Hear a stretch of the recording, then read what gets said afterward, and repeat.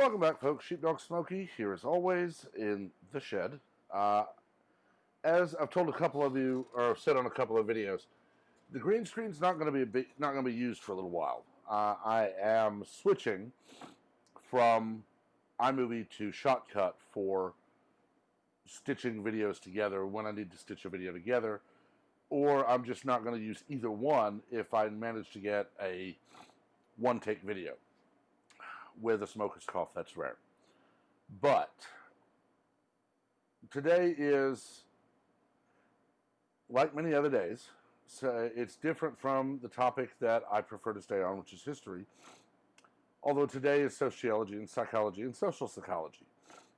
You see, we're witnessing quite likely one of the hardest pushes by socialism, or socialists and communists and hardcore liberals and Democrats to fundamentally destroy the United States. These are people who live in lavish houses. They have everything they want. Crying out loud, Nancy Pelosi bragged about her like thousands of dollars worth of ice cream in her massively expensive refrigerator on the news when people are starving in lockdown. She doesn't care. None of them do. But we're now actually having them come out and say it. It used to be the meme of capitalism is evil, tweeted from an iPhone while sipping an $8 latte, wearing Gucci shoes, carrying a Prada bag, having driven there in a Bentley. I mean, that is literally the socialist idiots from about 18 to 30 when they aren't really working. They're just still living on mommy and daddy's credit cards. But when they hit about 30 and they actually do get into politics and government and the rest, they realize I have to actually destroy the U.S. I can't just change it. Barack Obama famously said he wanted to fundamentally change the United States. And then he bemoaned that the founders put a system in place, the Constitution, to stop him from doing that. I'm personally very glad they did. My ancestors fought to free this country from the British. They fought in the War of 1812. They fought in the Civil War for the Union. They fought in World War I, World War II, Korea, Vietnam, and I have friends and relatives still serving today. It's very simple. The U.S. is one of the greatest examples of liberty and freedom ever seen in human history, because we are not a democracy, we are not a monarchy, we are not an oligarchy, we are not any of those things. We are a representative republic. We are supposed to be a country where we elect people who share our values and who for a short time go to Congress or the White House or the federal bench and lead. Sadly, just about the time I was born, people got elected to Congress who soon realized, I'm never going to leave. I have a cushy job where people pay for my meals, they pay for my car, they pay for my airline trips, they pay for my vacations, they pay for everything, and I still get paid.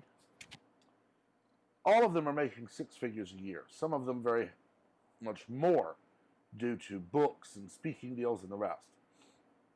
But even AOC, at 26 years old or whatever she is making more than most people 10 years older than her.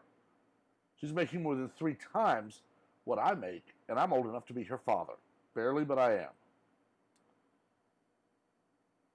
And she still demands that I don't eat meat, that I don't have a car, that I don't use any modern technology because that requires electricity, which has to be generated, while she lives in a luxury apartment where she didn't even know what a freaking garbage disposal was. This is who's going to Congress. And it's because of one simple failing of American society, and that would be education. Driving home today, I went to Sam's Club with my parents. Got a few things that I needed, that they needed. I'm now set for probably a week and a half, 2 weeks at the house.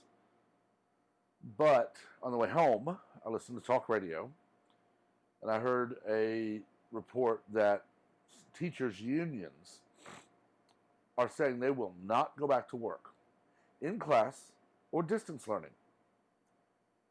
Literally, we will not do our job in any way, but still pay us. They're literally demanding a paid year off. I was certified to teach secondary social studies.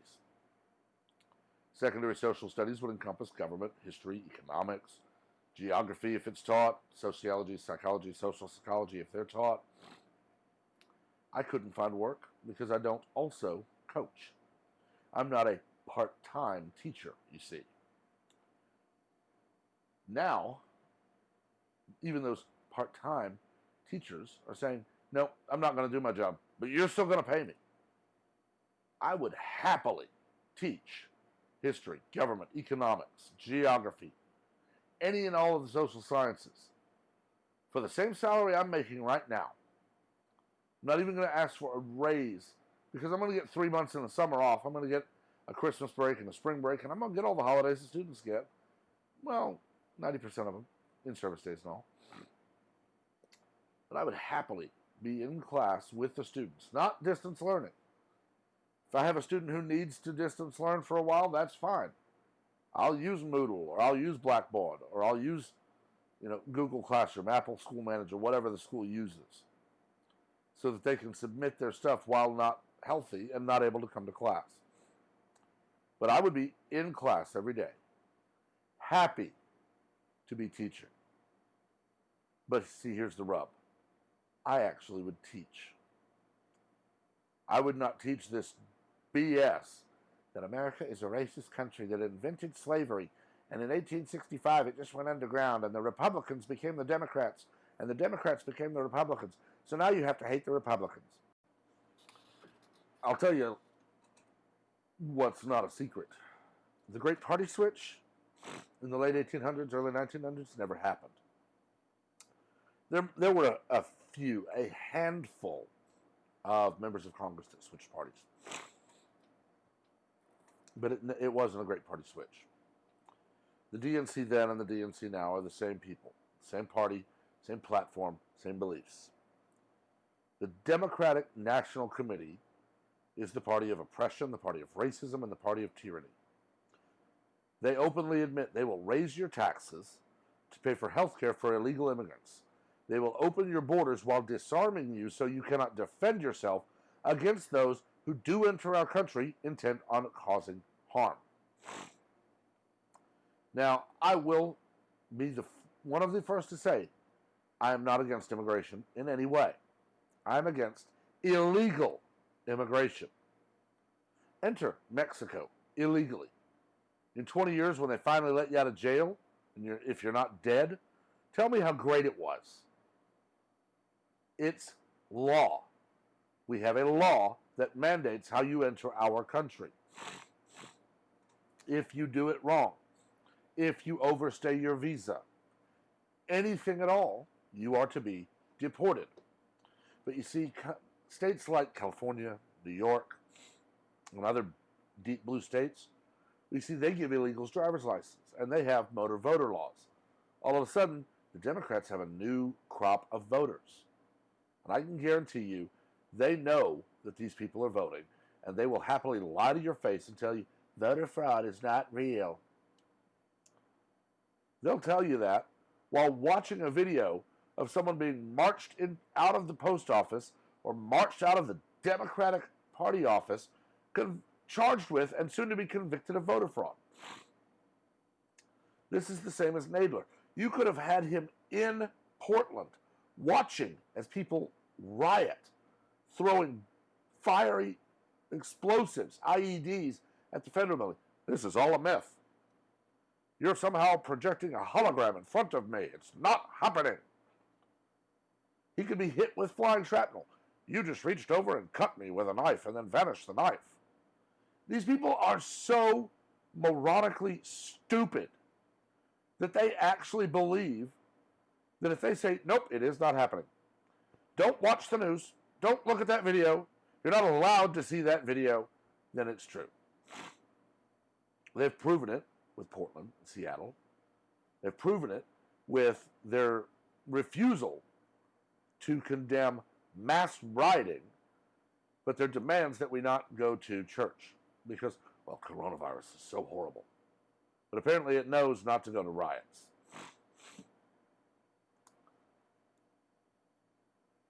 I don't know what else I can say. I really honestly don't. We have the vast majority of 535 members of Congress who not only need to be out of office, I honestly think they should be charged with violation of their oath of office, dereliction of duty, some with even treason. AOC needs to be charged with tax fraud, made to pay her taxes or go to jail. But they're Democrats, or they're rhinos who have a Republican R by their name, but they're really just Democrats.